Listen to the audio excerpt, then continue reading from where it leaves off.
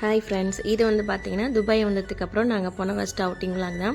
துபாயிலலாம் இந்த மாதிரி கிராஸ் பண்ணுறதுக்கு வாக்கிங் சிம்பிள் வந்ததுக்கப்புறம் தான் ரோடை கிராஸ் பண்ணணும். அதுக்கப்புறம் பார்த்தீங்கன்னா உள்ளே வந்தாச்சு.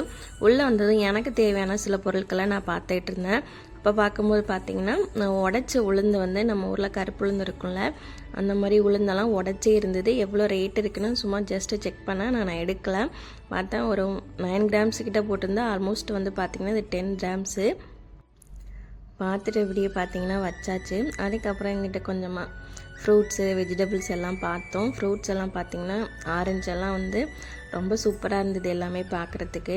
அதுக்கப்புறம் மாம்பழம் சீசன்னால் போல் மாம்பழம்லாம் வந்து பார்க்கும்போது நல்லா ஆசையாக இருந்தது. ஆனால் உள்ள டேஸ்ட்லாம் எப்படி இருக்கும்னு தெரியல. அப்புறம் இந்த மாதிரி கீரை வகையெல்லாம் பார்த்திங்கன்னா ரொம்ப ஃப்ரெஷ்ஷாக ரொம்ப சூப்பராக இருந்தது. எல்லாம் ஜஸ்ட் ஒரு தடவை பார்த்துட்டு மட்டும்தான், நான் எதுவும் எடுக்கலை.